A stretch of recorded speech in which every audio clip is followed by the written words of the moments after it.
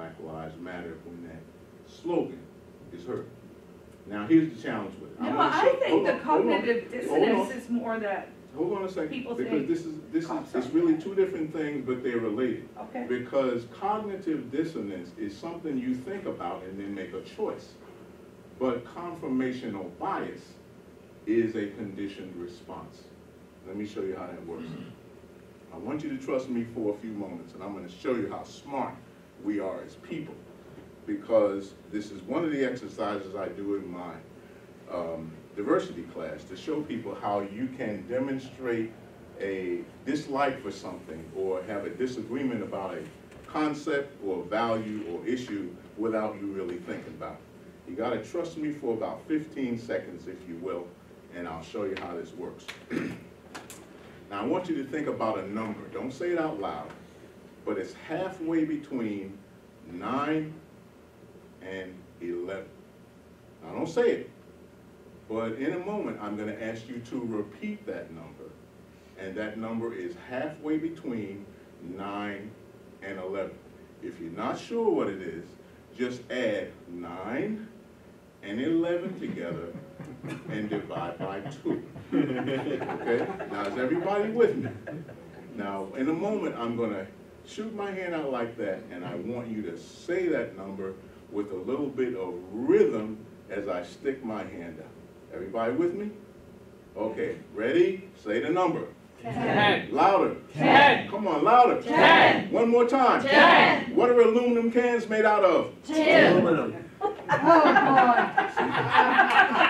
Sorry. I still didn't face it. But that's exactly the point I'm trying to make. Is that from our office on behalf of the grand jury to the diocese for documents.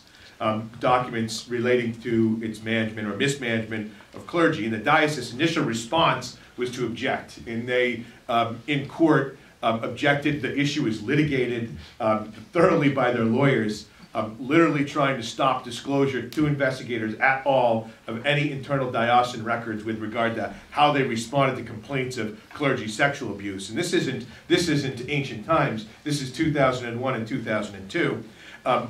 The state was victorious in that litigation effort, and that kind of opens up what was their secret archive.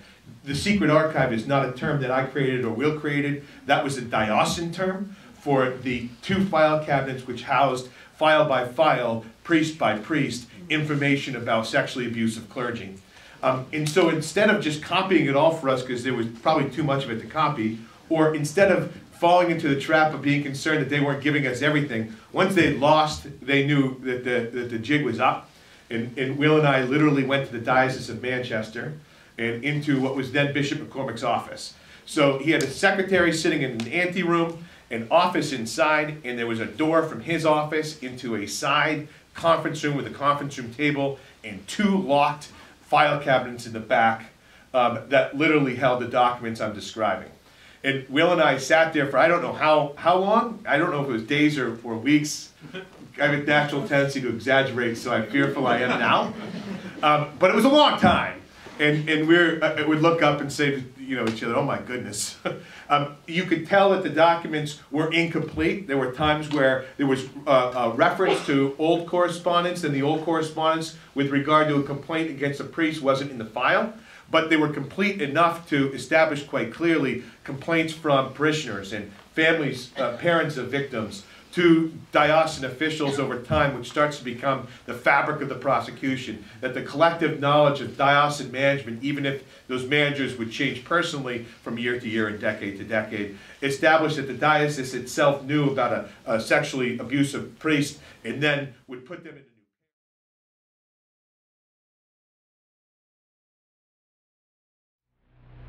Amor, presage in hic manere. Amor, presage in hic manere.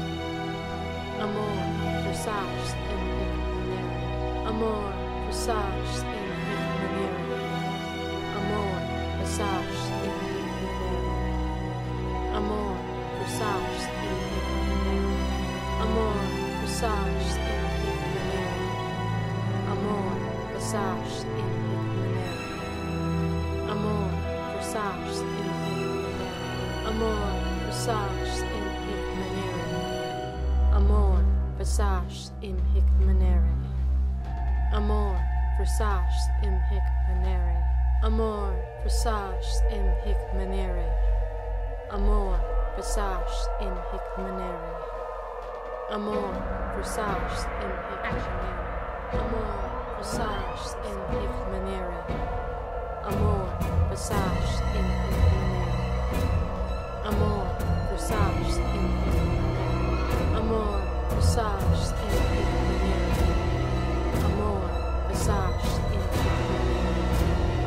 Amor presaged in hic manere. Amor presaged in hic manere. Amor presaged.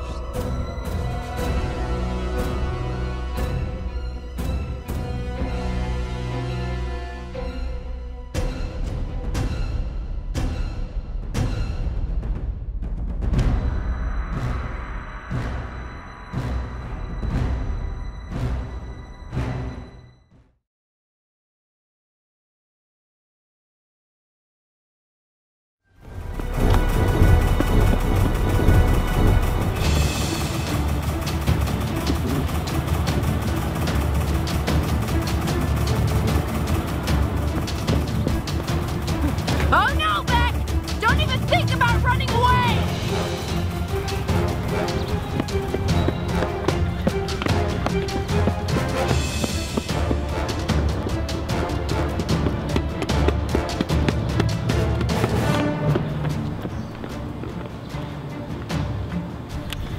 What's that? It's a device that Tom and Jane gave me. It's like a communicator, but with just sound and no picture. Oh, that's cool. Okay, listen. We need the transceiver dish up and running fast. We're in trouble.